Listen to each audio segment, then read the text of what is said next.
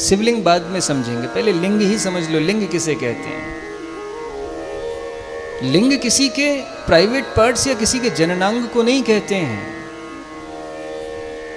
वो तो आजकल के कुछ मूर्खों ने ये नाम रख दिए हैं। लिंग का अर्थ होता है पहचान। आपकी पहचान क्या है? आप स्त्रीलिंग हैं। हमारी पहचान क्या है? हम पुरुष लिंग हैं। शिव की पहचान क्या है? वो शिवलिंग है। नारायण की पहचान क्या है? वो नारायण लिंग है। और हाँ, ये शिवलिंग केवल भोले बाबा का नहीं है, जो हम जिसको लिंग कहते हैं भोले बाबा का नहीं है, नारायण का भी है। लिंग का अर्थात होता है पहचान। पहचान ऐसी जो निराकार स्वरूप में आपके समक्ष उपस्थित हो और आप उस निराकार स्वरूप को देखकर, निराकार मीन्स जिसका कोई आकार ना हो, उस निराकार को देखकर आप पहचान जाओ कि ये किस देवता की मूर्ति है, उसी को उसका लिंग कहते हैं। शिव का लिंग है शिवलिंग कहते हैं, शिव की पहचान है शिवलिंग कहते हैं। स्त्री की पहचान स्त्रीलिंग, पुरुष की पहचान पुरुषलिंग। लेकिन नारायण की पहचान क्या है? नारायण की पहचान के रूप में शालिग्राम जी नारायण लिंग के रूप में माने जाते हैं। शालिग्राम जी है ना, ये शालिग्राम ही नारायण जी की पहचान है। अगर हम निराकार रूप में किसी के दर्शन करें, नारायण के दर्शन करें, तो शालिग्राम नारायण का ही लिंग स्वरूप है। तो लिंग का अर्थ होता है पहचान, और पहचान किसी की भी हो सकती है, नारायण की भी है और शिव की भी है। शिव के लिंग को, लिंग रूपी शिव को शिवलिंग कहते हैं और लिंग रूपी नारायण को शालिग्राम कहते हैं। अच्छा, अब ये शिवलिंग 5 प्रकार के बताएं, अर्थात शिव की पहचान 5 प्रकार से होती है। हम 5 आकृतियों में शिव के निराकार स्वरूप के दर्शन करते हैं। पहला है स्वयंभू लिंग, जो स्वयं उत्पन्न होते हैं। जैसे सोमनाथ जी की उत्पत्ति बताई थी कल। समय परसों भी समय नहीं मिला, कल भी समय नहीं मिला, नहीं परसों आपको बताते मल्लिकार्जुन की उत्पत्ति, आज बताएंगे। उसके बाद फिर महाकाल की उत्पत्ति आती। तीसरे शिवलिंग हैं, ज्योतिर्लिंग है महाकाल। महाकाल की उत्पत्ति की भी कथा आती है शिव महापुराण में, सब बताएंगे। तो ऐसे जो स्वयंभू लिंग हैं, जो स्वयं प्रकट हुए हैं, इनको स्वयंभू लिंग कहते हैं। दूसरे हैं प्रणव लिंग। प्रणव लिंग उस लिंग को कहते हैं जो किसी बिंदु स्वरूप को एक जगह केंद्रित करके उस पर ध्यान जो केंद्रित करते हैं। आपने कुछ साधकों को देखा होगा, वो एक बिंदी बना देते हैं, एक बिंदु रख देते हैं सामने किसी दीवार पे, और उस बिंदु को ही शिवलिंग के रूप में मानते हैं। इसे बिंदु शिवलिंग कहते हैं, या इसको बिंदु शिवलिंग के नाम से जानते हैं। इसको प्रणव लिंग भी कहते हैं। तीसरे हैं अपने प्रतिष्ठा लिंग। ये प्रतिष्ठा लिंग वो हैं जो ऋषियों ने और देवताओं ने अपनी इच्छा के अनुसार अपनी सिद्धि और प्रसिद्धि के लिए जगह जगह पर स्थापित कर दिए।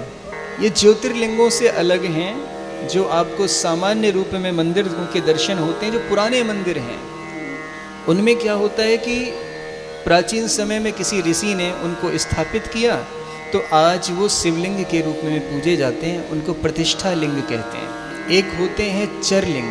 ये चरलिंग वो हैं जो नाभि, जिह्वा, नासाग्र अर्थात नासिका, शिखा और कटी आदि प्रदेश से तीनों स्थानों में आध्यात्मिक लिंग चरलिंग कहा जाता है। मतलब हम समझा देते हैं, हम जो अपने शरीर के विभिन्न अंगों में भगवान शिव के दर्शन करते हैं, उसी को हम चरलिंग के रूप में जानते हैं। एक शरीर के जैसा अंग, उस शरीर के अंग में ही शिव के दर्शन कर लेना, उसी को चरलिंग कहा जाता है। प्रेम से बोलो। 5वें लिंग हैं जिनको हम गुरु लिंग के रूप में जानते हैं। ये गुरु लिंग एक ऐसे शिवलिंग का नाम है जब कोई गुरु और शिष्य के बीच में परस्पर आदान प्रदान होता है। इसमें दिया हुआ है, जो गुणातीत शिव गुरु राग विकारों को दूर करता है, अथवा जो शिष्य के तीनों अवगुण दूर करता है, जो शिव का बोध कराता है वही गुरुलिंग पूज्य है। गुरुलिंग का अर्थ है कि आप अपने गुरु में भी शिव के दर्शन कर लें, उसी को वास्तविक गुरुलिंग कहते हैं। बात समझ में आई? आप जरूरी नहीं कि आप शिवलिंग में शिव के दर्शन करें, ये जरूरी नहीं कि आप किसी मूर्ति में शिव के दर्शन करें। अरे शिव तो हरि व्यापक सर्वत्र समाना, हर व्यापक सर्वत्र समाना। हरि कहते हैं नारायण को, हर कहते हैं शंकर को, ध्यान से समझना। तो हर और हरि हर समय, हर क्षण, हर कण में व्याप्त हैं। इनके जहाँ चाहे वहाँ दर्शन कर सकते हैं। कुछ लोग इन्हें स्वयंभू में दर्शन करते हैं, कुछ स्वयं स्थापित करके दर्शन करते हैं, कुछ प्रणव में दर्शन कर लेते हैं बिंदु बना के, और कुछ इनको अपने शरीर में दर्शन करते हैं। और कुछ ऐसे भी भक्तगण हैं जो अपने गुरु को ही शिव रूप मानकर गुरु के अंदर ही शिव के दर्शन कर लेते हैं। प्रेम से बोलो। अब ये 5 प्रकार के शिवलिंग हैं। इन 5 शिवलिंगों को अलग अलग मान्यताओं, अलग अलग मन्नतों के आधार पर निर्मित और निर्माण करने का चलन है, ऐसा नियम बताया है। सबसे पहले शिवलिंग की पूजा करनी चाहिए विद्यार्थियों को। विद्यार्थी यदि एक शिवलिंग बना के उसकी भी पूजा करेगा तो उसको उसका मनोवांछित फल प्राप्त हो जाता है। जिनको पुत्र की आवश्यकता होती, किसी के यहाँ पुत्र नहीं है ना, तो वो मात्र 1500 शिवलिंग, पार्थिव शिवलिंग बनाकर, 1500 पार्थिव शिवलिंग बनाकर उनकी पूजा करें, उनका विसर्जन करें, उनकी सेवा करें, तो उससे उसे पुत्र रत्न की प्राप्ति हो जाती है। जिसको वस्त्र आदि सुख सुविधाएं चाहिए वो मात्र 500 शिवलिंग बनाकर उनकी पूजा सेवा करे और उनको विसर्जित कर दे। मोक्ष जिनको चाहिए, अगर आप 1 करोड़ शिवलिंग बनाकर उनकी पूजा सेवा करते हैं, 1 करोड़ पार्थिव शिवलिंग बनाते हैं, उनकी पूजा सेवा करके उनका विसर्जन कर देते हैं, तो आपको मोक्ष की प्राप्ति हो जाती है। प्रेम से बोलो।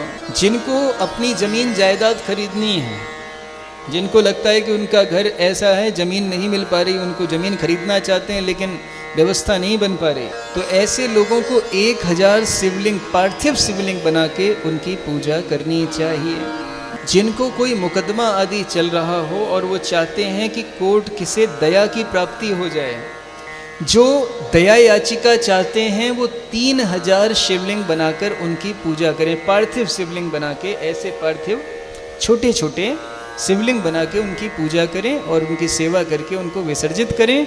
ऐसे व्यक्ति को दया याचिका, ऐसे व्यक्ति की दया याचिका खारिज नहीं होती है।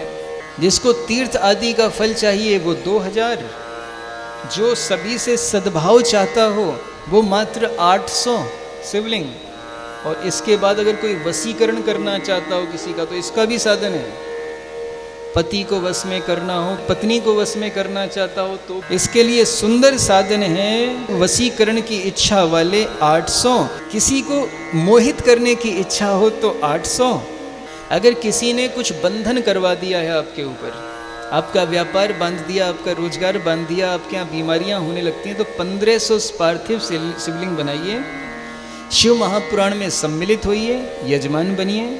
ये सब यजमान बन के करना है, ऐसे नहीं कि कुछ भी बना के डाल दिया। तो शिव महापुराण कहीं हो रहा हो वहाँ सम्मिलित होइए, 1500 शिवलिंग बनाकर उनकी पूजा कीजिए, पार्थिव शिवलिंग।